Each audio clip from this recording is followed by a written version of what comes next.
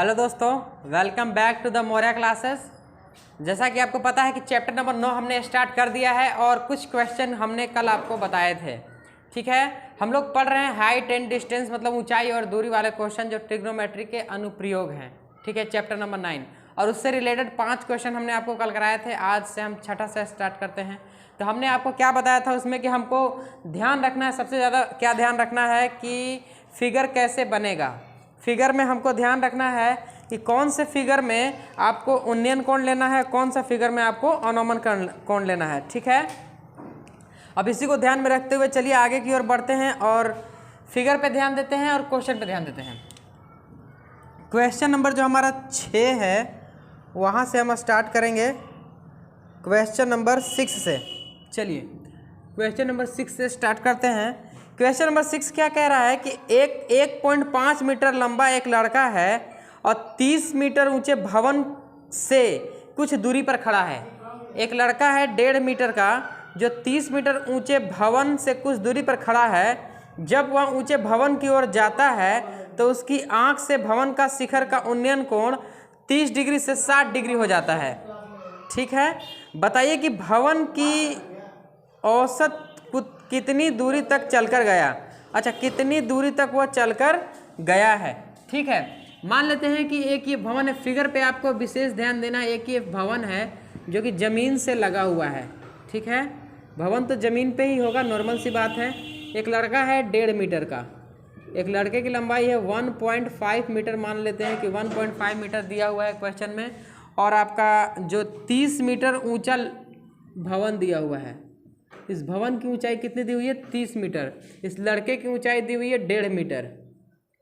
ठीक है, अब बताइए, अब इसके सापेक्ष इसकी आंख यहाँ होगी क्योंकि यहाँ तो इतना लंबा तो लड़का ही है। ठीक है, इसकी आंख से ही एंगल बनेगा और एंगल जो बन रहा है इसके शीर्ष का, भवन के शीर्ष का एंगल कोण कितना है? शिखर का एंगल कोण 30 डिग्री है। बताइए, तो अब तो आधार का बेस का काम हमारा ये करेगा। ये हमारा 30 डिग्री का एंगल बना रहा है और बोल रहा है कि वो उसकी ओर कुछ चल के जाता है, भवन की ओर कुछ दूरी चल के जाता है, तो उसका एंगल कोण कितना हो जाता है? 60 डिग्री हो जाता है। विशेष एक बात आपको ये ध्यान रखना है कि जब भी आपको याद रखना है कि डिस्टेंस ज़्यादा होगा तो एंगल कम होगा। जैसे डिस्टेंस अगर कम होता है तो एंगल का मान बढ़ जाता है। डिस्टेंस कम एंगल ज़्यादा और एंगल कम डिस्टेंस ज़्यादा। देखिए, दूरी के साथ कोण घटते हैं और दूरी कम होने के साथ कोण बढ़ते हैं। अब आपको ये निकालना है कि ये बच्चा कितनी दूर चल के गया। यही आपको डी, कितना डिस्टेंस इसने तय किया ताकि इसका एंगल, आँख का एंगल कितना हो जाए? 60 डिग्री हो जाए। ठीक है, तो यही आपको डी का वैल्यू फाइंड करना है। तो चलिए आपको सिखाते हैं कि डी का वैल्यू किस प्रकार निकालना है। सबसे पहले आपको ये ध्यान रखना पड़ेगा कि लड़का तो 1.5 मीटर का आ गया, तो हमारा जो हाइट का काम करेगा वो कितना करेगा? ये करेगा। तो 30 में से इसको घटा देंगे तो ये कितना हो जाएगा? 28.5 होगा। ये 1.5 मीटर का बच्चा है आपका। ठीक है, ये हो गया। ये 28.5 क्योंकि 30 में से अगर हम 1.5 घटाते हैं, 30 में से अगर 1.5 हम माइनस करेंगे तो आपको आ जाएगा 28.5। ये आपका आ गया और आपको इसी में लेके चलना है। चलिए नाम दे देते हैं A, B, C और D। हम अब इसमें क्या करने वाले हैं, विशेषकर मोटा मोटे तौर पे देख लीजिए क्या करना है। आपको क्या करना है, पहले एंगल लेके चलना है A, B, D लेके चलिए। पहले बड़ा एंगल लेके चलेंगे। अब इसमें हम बेस का मान निकाल लेंगे, पूरा BD का मान फाइंड करेंगे। फिर छोटा एंगल लेके चलेंगे और इसमें हम BC का मान फाइंड करेंगे। बड़ा एंगल में BD का मान फाइंड करेंगे और छोटा एंगल में BC का मान फाइंड करेंगे। अब इसमें हम क्या करेंगे कि BD में से BC घटा देंगे तो ये आ जाएगा। ठीक है, हाँ, कितना डिस्टेंस तय करेगा तो यहाँ पे लिखेंगे कि लड़के द्वारा तय दूरी निकालने के लिए आपको क्या करना है, BD में से BC आपको घटाना है। पूरा BD, पूरा बड़ा में से आपको छोटा इतना घटा देना तो इतना बच जाएगा। अब इसी पे हमको काम करना है। तो चलिए आइए काम करते हैं और बताते हैं आपको कि किसे इसे आसानी से इससे कैसे हल किया जा सकता है। तो सबसे पहले हम चलेंगे ट्रायंगल A, B और D में। बड़े वाले ट्रायंगल में चल रहे हैं A, B, D में। ठीक है, अब बताइए हमको मान फाइंड करना है BD का। तो BD हम रखेंगे ऊपर अपॉन, इसका मान हमको दिया हुआ है AB को रखते हैं नीचे।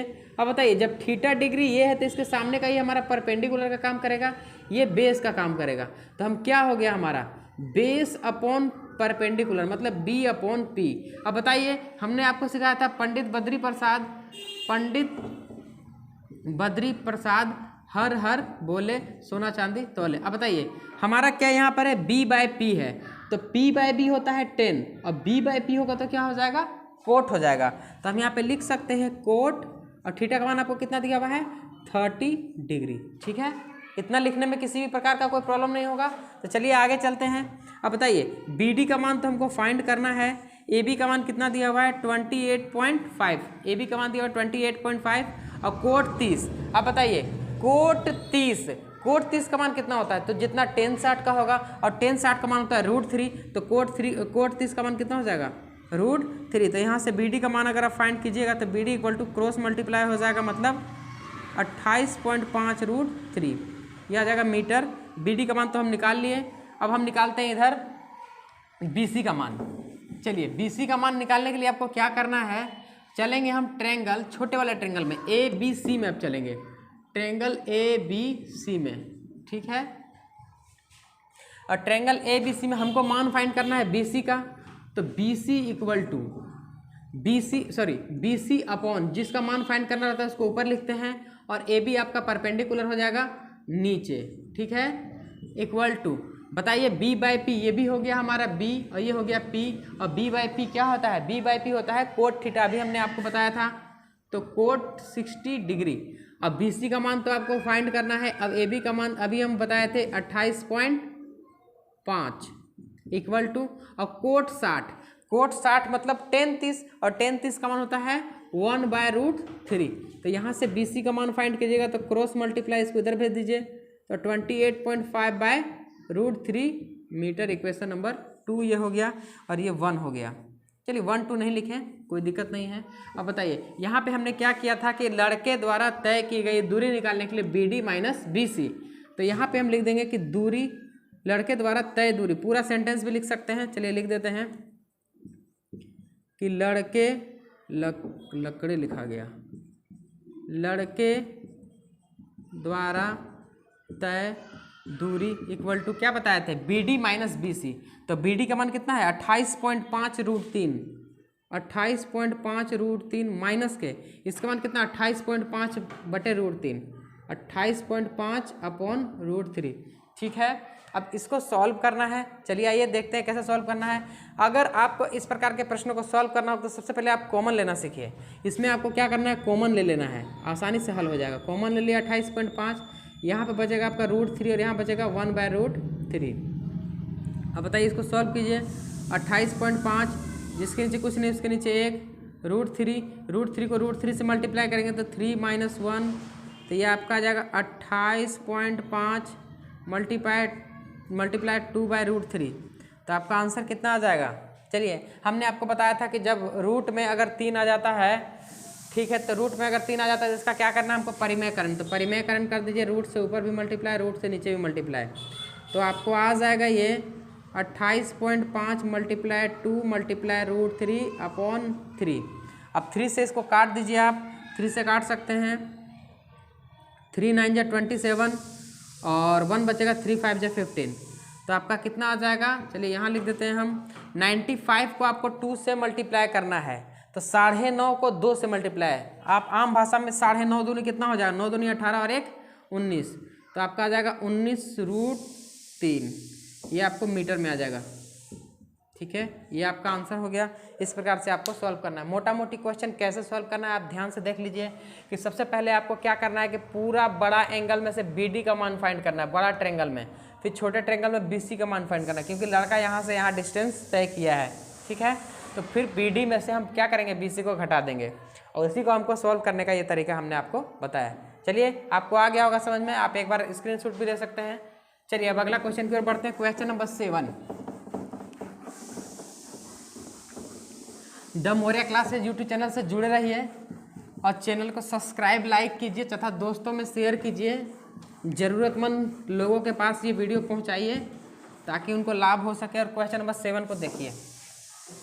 क्वेश्चन नंबर जो आपका 7 दिया हुआ है क्या है, चलिए आइए पढ़ते हैं। बोल रहा है कि भूमि के एक बिंदु से 20 मीटर ऊंचे भवन के शिखर पर लगी एक संचार मीनार के तल और शिखर का उन्नयन कोण 45 डिग्री और 60 डिग्री है। तो मीनार की ऊंचाई ज्ञात कीजिए। कोई एक मीनार है, सपोज दैट कोई एक मीनार मान लीजिए, ये एक मीनार है। भूमि से किसी बिंदु पर, किसी बिंदु से, भूमि के किसी बिंदु से कोई ये मीनार है, भूमि के किसी बिंदु से, ठीक है, मीनार 20 मीटर ऊंचे भवन, ये भवन की ऊंचाई कितना दिया हुआ है, 20 मीटर दिया हुआ है। एक एक लाइन पढ़ते जाएंगे, सॉल्व करते जाएंगे। शिखर पर लगी एक संचार मीनार, इसका जो ये शिखर है यहाँ पे एक संचार मीनार लगी हुई है। सपोज दैट मान लीजिए कि संचार मीनार लगी हुई है, ठीक है, जो भी ऐसे बना सकते हैं, कैसे ही बना दीजिए, संचार मीनार लगी हुई है। संचार मीनार के तल और शिखर, संचार मीनार के देखिए ये तल हो गया और ये आपका शिखर हो गया, ठीक है, ये आपका तल हो गया, ये आपका शिखर हो गया, ठीक है। तल और शिखर का उन्नयन कोण 45 डिग्री और 60 डिग्री। देखिए तल का तो 45 डिग्री है और जो शिखर हो गया उसका कितना डिग्री है, 60 डिग्री है। तो बोल रहा है कि इस मीनार की ऊंचाई ज्ञात कीजिए। ये आपको हाइट खाली मीनार का निकाल के बता देना है। चलिए तो आइए हम सॉल्व करते हैं। कैसे सॉल्व करेंगे, चलिए इसका नाम दे देते हैं, ये ए, ये बी, ये सी और इसको दे दीजिए डी। चलिए इसको ए दे देते हैं, ए बी, इसको सी, अब इसको डी। चलिए आइए सॉल्व करते हैं। सबसे पहले हमको क्या करना है कि बड़े वाले में चलेंगे और पूरा का मान निकालेंगे। अगर इसका मान निकालना चाहें तो 20 प्लस एच हम लिख सकते हैं, ऊपर से नीचे तक का कितना हो जाएगा 20 प्लस एच। अब आपको डीसी दोनों में कॉमन है, छोटे वाले ट्रायंगल में भी डीसी कॉमन है और बड़े वाले ट्रायंगल में भी डीसी है। तो दोनों में हमारा डीसी कॉमन है, तो हम डीसी को कॉमन करके या फिर डीसी को इक्वल टू करके उस एच का वैल्यू फाइंड करने का प्रयास करेंगे। दोनों ट्रायंगल से हमको डीसी का वैल्यू निकालना है और दोनों को इक्वल कर देना है, क्योंकि डीसी तो दोनों में इक्वल ही होगा। तो चलिए आइए देखते हैं कैसे करना है इसे। सबसे पहले हम चलते हैं ट्रायंगल बड़े वाले ट्रायंगल में चलते हैं। तो ट्रायंगल ए सी और डी में, ए सी और डी में चलते हैं। बताइए ये थीटा है तो इसके सामने का तो ये परपेंडिकुलर हो जाएगा, ये बेस का काम करेगा, ठीक है। तो बताइए हमको मान फाइंड करना है किसका, डीसी का। तो डीसी को ऊपर आप रख लीजिए, DC by A C, DC by A C equal to, अब बताइए डीसी क्या है आपका, डीसी आपका बेस है और ए सी आपका क्या है, हाइट है, हाइट मतलब परपेंडिकुलर है। तो बी बाय पी क्या होता है, कोट होता है, कोट और थीटा का मान 45 डिग्री, कोट थीटा, ठीक है। अब बताइए डीसी का मान आपको फाइंड करना है, एसी का मान कितना है, एसी का मान है आपका 20 प्लस एच इक्वल टू, अब कोट 45 का मान कितना होता है 1 होता है। तो डीसी इक्वल टू कितना हो जाएगा 20 प्लस एच हो जाएगा, ठीक है। ये आपको इक्वेशन नंबर 1 की ओर चलना है, इसको 1 मान सकते हैं। अब चलिए यहाँ पे चलते हैं ट्रायंगल, छोटे वाले में ट्रायंगल चलेंगे, बी सी डी में चलेंगे, ट्रायंगल बी सी डी में, ठीक है। देखते जाइए, फिर हमको यहाँ पे फिर हम डीसी का मान फाइंड करेंगे, क्योंकि डीसी का मान दोनों ट्रायंगल से निकाल के और उसको क्या करना है, इक्वल करना है।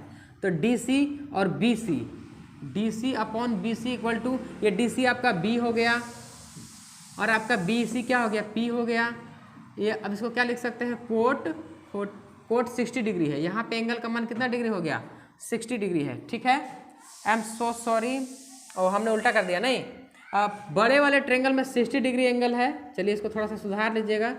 और कोट 60 को हम क्या लिख सकते हैं, कोट 60 बराबर होता है tan 31/√3।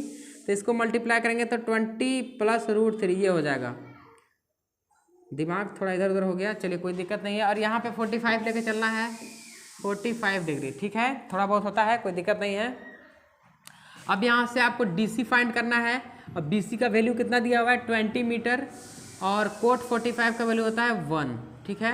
तो डीसी इक्वल टू कितना हो जाएगा, इसको मल्टीप्लाई करेंगे तो 20 मीटर, ये इक्वेशन नंबर 2 मानिए इसको, ठीक है। अब बताइए इक्वेशन नंबर 1 और इक्वेशन नंबर 2 दोनों आपस में क्या हो जाएंगे, इक्वल हो जाएंगे। तो यहाँ पे लिखेंगे समीकरण नंबर 1 इक्वल टू समीकरण नंबर 2। अब दोनों को इक्वल कीजिए तो डीसी का मान यहाँ पे 20 है, पहले डीसी का मान यहाँ देख लीजिए कितना है 20 प्लस h/√3 और यहाँ पे है 20।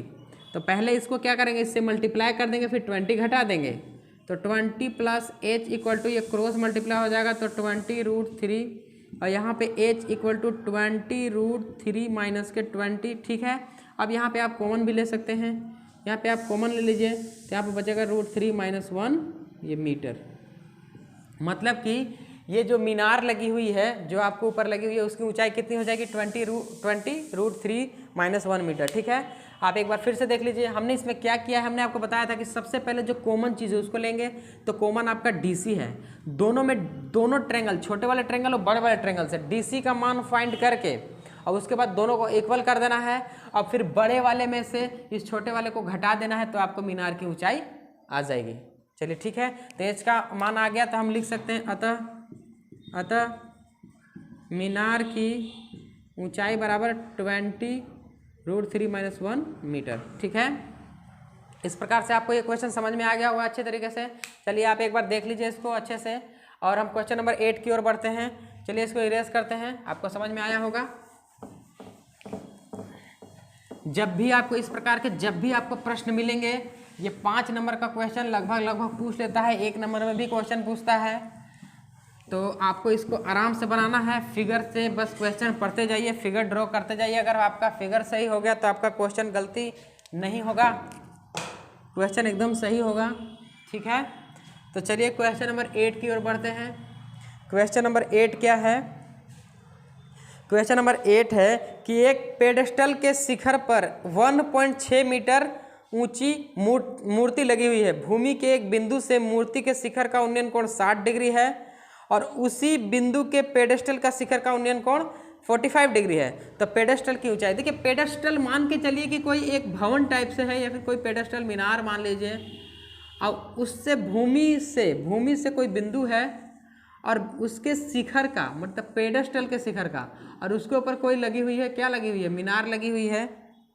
शिखर पर एक मूर्ति लगी हुई है, सॉरी कोई मूर्ति मान लीजिए, मूर्ति लगी हुई है, मूर्ति है, ठीक है, मूर्ति इसको मान लीजिए। और मूर्ति के जो शिखर का उन्नयन कोण है वो भी इसी बिंदु से है। एकदम सेम क्वेश्चन है जैसा हम पिछली बार बनाए हैं, ठीक है। अब बोल रहा है कि मूर्ति के शिखर का उन्नयन कोण 60 डिग्री है। ये मूर्ति हो गई, इसके जो शिखर का उन्नयन कोण है वो है 60 डिग्री, ठीक है। और ये जो पेडेस्टल का शिखर है इसका उन्नयन कोण कितना है? 45 डिग्री है, ठीक है। चलिए तो आपको क्या करना है कि यही इस पेडेस्टल की क्या करनी है? पेडेस्टल की ऊंचाई, इस ऊंचाई निकालनी है, पेडेस्टल की ऊंचाई निकालनी है। और मूर्ति का ऊंचाई आपको दिया हुआ है 1.6 मीटर, ठीक है। तो टोटल लिखेंगे तो कितना हो जाएगा? h प्लस के 1.6 इक्वल टू ये इतना आपका होगा, टोटल ऊंचाई हो गया। तो इसमें भी हमको यही काम करना है। इसको a मान लीजिए, इसको b मान लीजिए, इसको c मान लीजिए, इसको d मान लीजिए। सबसे पहले हम चलेंगे बड़ा वाला ट्रेंगल में, फिर चलेंगे छोटा वाला ट्रेंगल में, और पूरा AC में से आपको BC क्या करना है? घटा देना है। तो अब यहाँ पे लिखेंगे कि मूर्ति की ऊंचाई इक्वल टू आपका क्या हो जाएगा? AC माइनस के BC, मतलब टोटल AC में से आप BC को क्या कर दीजिए? घटा दीजिएगा, ठीक है। चलिए आइए सॉल्व करते हैं। सबसे पहले हम चलते हैं ट्रेंगल AC और D में, ट्रेंगल ACD में चलते हैं और वही हमको काम करना है। हमको DC का मान फाइंड करना है, तो DC हम ऊपर रखेंगे, DC upon AC equal to, बताइए DC आपका क्या है? ये थीटा के सामने थे तो परपेंडिकुलर हो जाएगा, ये बेस का काम करेगा, अर्थात B अपॉन P। अभी हम पढ़ते आए हैं B अपॉन P क्या लेके चलना है? तो लेके चलना है कोट थीटा। तो कोट बड़े वाले ट्रेंगल में चल रहे हैं तो 60 डिग्री हो जाएगा, ठीक है। तो DC अपॉन AC का वैल्यू कितना है? AC का वैल्यू देखिए h प्लस के 1.6 इक्वल टू, और कोट 60 का मान कितना होता है? 1/√3 होता है, ठीक है। तो यहाँ से आप DC निकालिएगा तो कितना आ जाएगा? h प्लस के 1.6/√3, इसको इससे मल्टीप्लाई कर दिए, ये आपको मानिए DC का वैल्यू आ गया। चलिए अब छोटे वाले ट्रायंगल में चलते हैं, ट्रायंगल BCD में, ठीक है। छोटा वाला ट्रायंगल है BCD, इसमें चलते हैं। अब बताइए यहाँ पे भी आपको DC का मान फाइंड करना है, तो DC को आप ऊपर लिखिएगा और बच जाएगा BC को आप नीचे लिखिएगा, इक्वल टू कौन सा एंगल कौन सा है? तो 1045 डिग्री। सॉरी यहाँ पे भी DC क्या है? B है और ये P है। B/P क्या होता है? कोट, और एंगल कितना है? 45 डिग्री, ठीक है। तो DC आपको DC की जगह DC, और BC का मान कितना है? BC का मान है आपका H, और कोट 45 का मान कितना होता है? 1।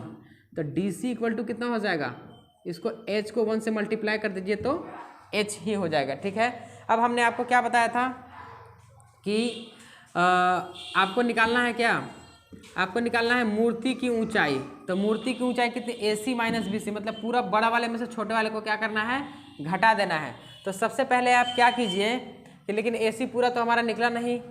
अच्छा, मूर्ति की ऊंचाई हमको नहीं ना निकालनी है, हमको तो पेडेस्टल की ऊंचाई निकालनी है। चलिए इसको नहीं करना है हमको पेडेस्टल की ऊंचाई निकालनी है। तो एच का वैल्यू हम फाइंड कर लेंगे तो हमको पेडेस्टल की ऊंचाई मिल जाएगी। तो चलिए पेडेस्टल की मूर्ति की ऊंचाई तो यहाँ पहले से दी हुई थी, पिछले वाला क्वेश्चन दिमाग में चला गया। चलिए कोई दिक्कत नहीं है। हम क्या करेंगे कि इसको इक्वेशन नंबर 1 मानेंगे, इसको इक्वेशन नंबर 2 मानेंगे और दोनों को इक्वल कर देंगे। तो समीकरण नंबर 1 बराबर समीकरण नंबर 2। ठीक है, अब बताइए इसका मान कितना है, इसका मान है h प्लस के 1.6 अपॉन √3। अब इसका मान कितना है h। ठीक है, इसको क्रॉस मल्टीप्लाई कर दीजिए, h प्लस के 1.6 इक्वल टू √3h। ठीक है, अब बताइए h को उधर ले जाइए तो √3h minus h equal to 1.6। ठीक है, कोई दिक्कत नहीं है। अब क्या करना है कि h को आपको कॉमन ले लेना है, तो बचेगा आपका √3 माइनस 1 इक्वल टू 1.6। ठीक है, इसके बाद यहाँ देखिए h इक्वल टू क्या हो जाएगा, ये मल्टीप्लाई में तो डिवाइड में चला जाएगा, तो 1.6 डिवाइडेड बाय √3 माइनस 1। अब बताइए अपॉन में √3 माइनस 1 है तो इसका क्या कर दीजिए आप, परिमेयकरण। तो परिमेयकरण √3 प्लस 1 से ऊपर मल्टीप्लाई, √3 प्लस 1 से नीचे मल्टीप्लाई। परिमेयकरण करने के क्रम में हमने आपको बताया था कि जितना भी जो हर में रहता है उसका विपरीत चिन्ह से ऊपर नीचे मल्टीप्लाई करते हैं। तो h इक्वल टू हो जाएगा 16 1.6 और नीचे तो a माइनस बी और a प्लस बी। फॉर्मूला क्या होता है, a स्क्वायर माइनस के b स्क्वायर, तो √3 का स्क्वायर माइनस 1 का स्क्वायर। तो h इक्वल टू हो जाएगा 1.6 और यहाँ पे √3 प्लस 1 ऐसा का ऐसा ही लिख दीजिए। ठीक है, 1.6 और √3 प्लस 1 अपॉन √3 का स्क्वायर कितना होगा 3 और 1 का स्क्वायर कितना होगा 1। तो 3 माइनस 1, तो h बराबर क्या आ जाएगा 1.6 √3 प्लस 1 अपॉन 2। अब 2 से इसको क्या कर दीजिए, काट दीजिए। 2 से काटेंगे तो कितनी बार में कट जाएगा, 0.8 बार में। तो h इक्वल टू क्या हो जाएगा 0.8 √3 प्लस 1 ये मीटर। ठीक है, इस प्रकार से आप पेडेस्टल की ऊंचाई निकाल सकते हैं और फाइनली आप लिख भी सकते हैं कि पेडेस्टल की ऊंचाई इक्वल टू, पेडेस्टल की ऊंचाई इक्वल टू कितना हो जाएगा 0.8 √3 प्लस 1। इस प्रकार से आप इसको सॉल्व कर सकते हैं, किसी भी प्रकार का दिक्कत नहीं होगा। और इसी प्रकार के श्रेणी को हम कंप्लीट करते चलेंगे। और आपको क्या करना है कि the Moriya classes YouTube channel से जुड़े रहिए। और आज थोड़ा समय का अभाव होने के कारण आज थोड़ा क्लास थोड़ा शॉर्ट बन रहा है और कल हम इसको कंटिन्यू करते हैं। और आप लोग जुड़े रहिए, लाइक कीजिए, सब्सक्राइब कीजिए। Thank you so much.